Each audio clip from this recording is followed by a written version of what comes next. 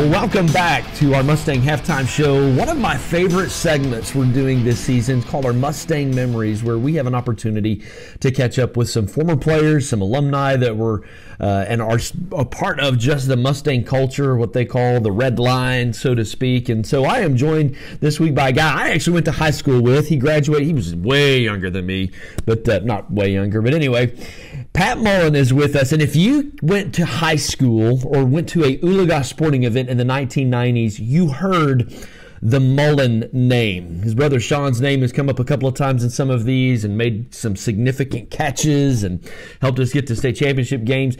Pat is one, played a little bit of football in college and now is actually coaching football. So Pat, first of all, welcome to the show. You are class of 1995, is that correct? That is correct. Well, man, talk to us about what happened right after you graduated 95, and I know you picked up, you lied to some girl to get you to marry you somehow. So talk to us a little bit about what happened after 1995. Right after high school, I went to a little college in Missouri called Missouri Valley. I think Ben Dameron went there too. He was a year or 2 years after me. But I'd be lying if I said I played a lot. I didn't last very long, came back home. I guess I was a little homesick. Went to Rogers State for 2 semesters, 1 year, and then I transferred to Oklahoma State, graduated from Oklahoma State trying to get into vet school.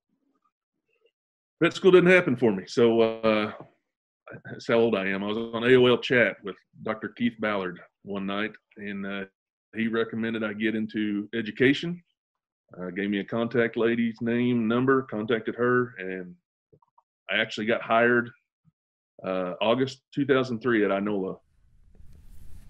So when you before I was actually certified, they took a risk on you, did they? So you also married a Mustang, correct? I did. I married B.J. Hobson. She was in the class of '96. Seniors. When you think about your time at Oologah, and it can be a game, it can be a favorite play or just a big moment, what's one of those big moments for you in your memories when you think about Oologah High School? Oh, golly, there's thousands of them that I could come up with. One that sticks out to me, I know it's a sour note for a lot of us, we lost, but I remember playing Seminole at home, freezing cold. John Fitzgerald was a quarterback. He went on to play at TU, and we lost 22-21. But I'm telling you, that was one of the most enjoyable games I've ever been a part of. When I think about the Mullen family, and obviously your oldest sister Sharon, and then Sean, you're kind of middle child syndrome, right? No, you're the baby. You're the baby of the bunch, right? Yep. There was just a special young lady that walked the halls, and she was such a competitor. And if you were around in the 90s, you remember Colleen, and she just, from my perspective, and I was a grade ahead of her, never had a bad day, always smiling. She loved sports of any kind. If it was a ball, she could hit it, bounce it, whatever. And your family went through a little bit of a tragedy. Talk to a little bit about what happened to Colleen and just give that story if you would. Oh, you hit the nail on the head. She was a competitor. I had the privilege of speaking at her funeral, and I think I used that word. Unfortunately, she, November of 2009, she passed away unexpectedly. It was a difficult moment. You said it. She loved sports, anything with sports. She loved her kids even more. Her oldest daughter is playing softball at Haskell College right now, and her son is a football player at Foyle. Just unexpectedly on that night, she passed away. It's a moment that will stick in my mind forever,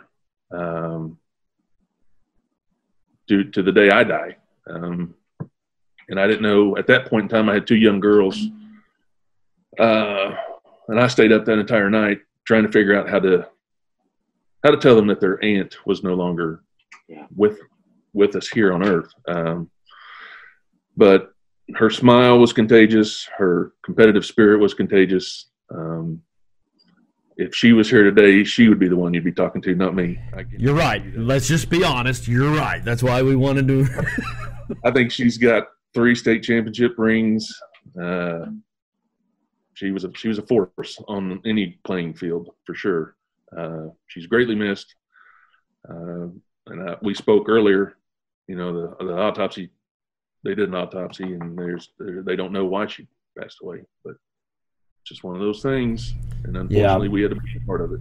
She was just a joy to be around. Every coach loved to coach her. She was a competitor. She was a huge contributing factor to those state championship rings that she wears. And I just remember as a student and the fans, and even though I was older than her, just watching her play. And every play, she had a smile on her face. And so she's a huge part of that Mustang culture too. And so is the Mullen family. Man, you guys were just very present, very active, very much in the 1990s. And a lot of fond memories, Pat, of watching you and your sister and Sean. And I want to appreciate you taking the time to do just catch up on the Mullen family. So let's talk about where you are now.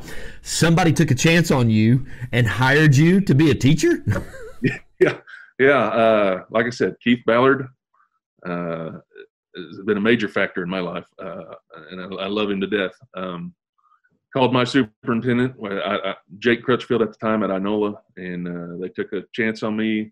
Like I said, I got hired and started school on Thursday, and I had to take off school and go to Oklahoma City that Friday to go through some committee to say whether I could get my license or not. But anyway, I've been there for going on my 18th year right now, and I have moved from a biology teacher to a math teacher, back to a biology teacher, and now I'm an assistant principal in middle school and coaching middle school and high school football. So I'm decked out in my gold tonight, and we're getting ready to play Manford tomorrow, and everything's going well. I'm 46 years old, and I would not want to go to your office to be in trouble. You know what I'm saying? Luckily, we got some pretty good kids, so I don't see a lot of them. Patrick, thank you for taking the time to, number one, invest in the next generation as an educator. We appreciate that. I know your love for the game, and you still get to do that. You still get to be on the sideline, still coaching that. Thank you to your family for just the legacy that you left at Oologah High School in the 1990s, man. I appreciate you taking the time. We will be back with more of the Mustang Halftime Show right after this.